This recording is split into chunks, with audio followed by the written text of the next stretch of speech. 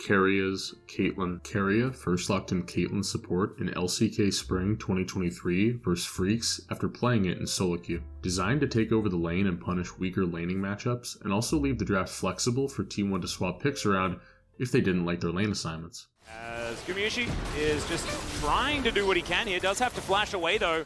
Keria also misses the Peacemaker, but you can see the looming Piggy.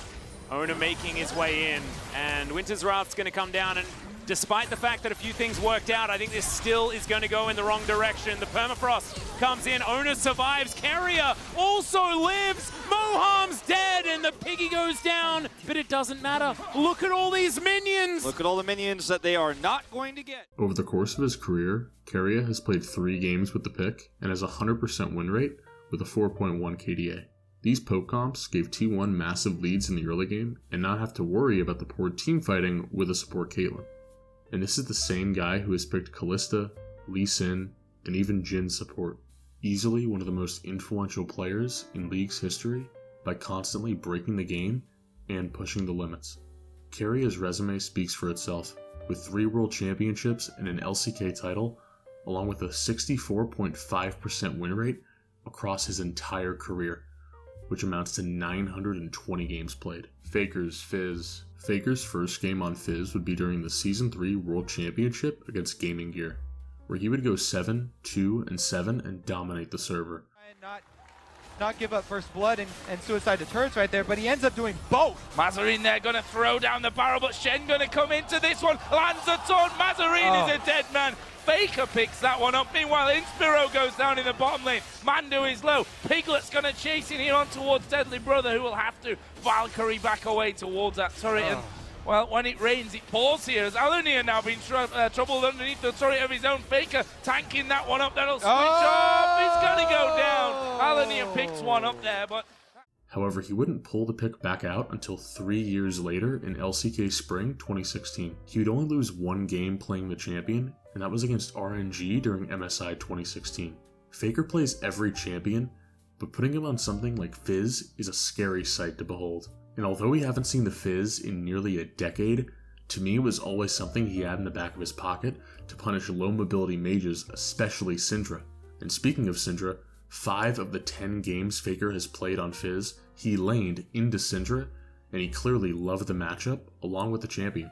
Posting a 4.6 KDA and a 90% win rate, Faker clearly had a grasp of the champion. Faker has 6 World Championships and 10 LCK titles, and has won MSI back-to-back in 2016 and 2017, while having a 66% win rate across his entire career, which is close to 1,500 games played. Crown's Malzahar. Crown first brought out Malzahar during the LCK regional qualifiers in 2016 with a win over Afrika, and went on a 9-game win streak with the pick.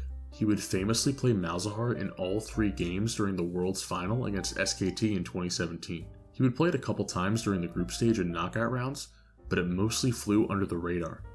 And while it was seen as a solid option, it struggled in the early game and could be punished if not careful.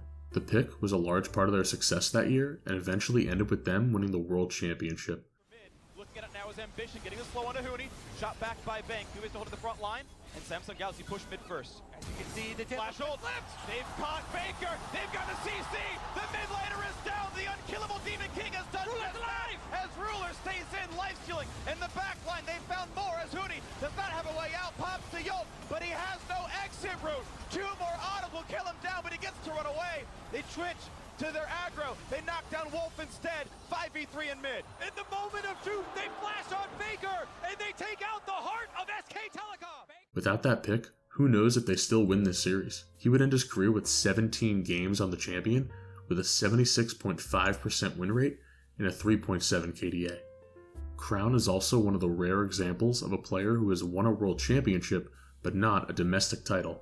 Vizicsacsi's Poppy. Vizicsacsi first picked Poppy during the 2014 season, but most people remember this pick when it was played during the EULCS Spring Promotion Tournament versus Millennium in Game 3, after Unicorns of Love went down 0-2 in the series.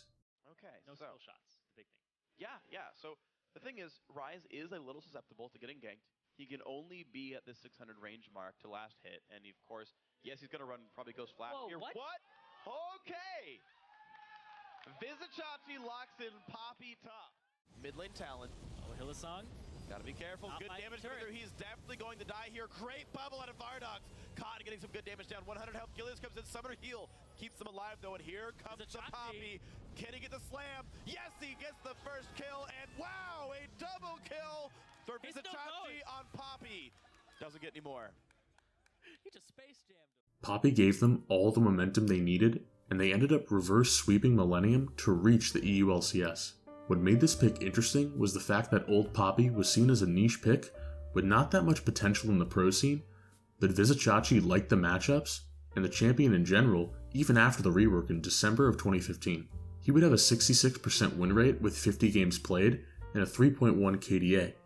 Vizicsacsi has been to Worlds 2 times, once with Splice reaching the quarterfinals and taking a game off SKT and Faker, and in 2021 was a stand-in for the OCE representative Peace and eliminated Red Canids from Worlds but ended up being knocked out by Cloud9. Alex Itch's Master Yi. Mid laner for DiamondProx a majority of his career, Alex Itch would lock in Master Yi during the IGN Pro League in 2012.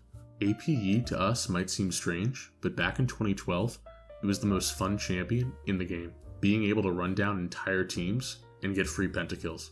Even though the champion was supposed to be using AD items, Master Yi had better AP ratios on his abilities, especially on his Q and W.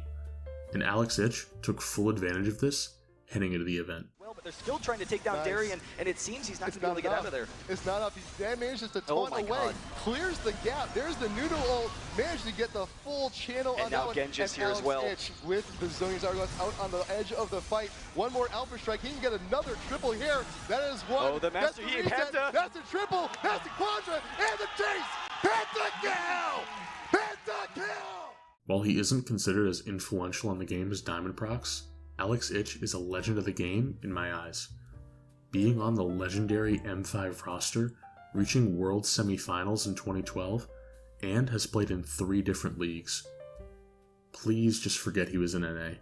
Please. DiamondProx, Karma. This would be the first time Karma was picked in the EULCS at all, and it was played in the jungle.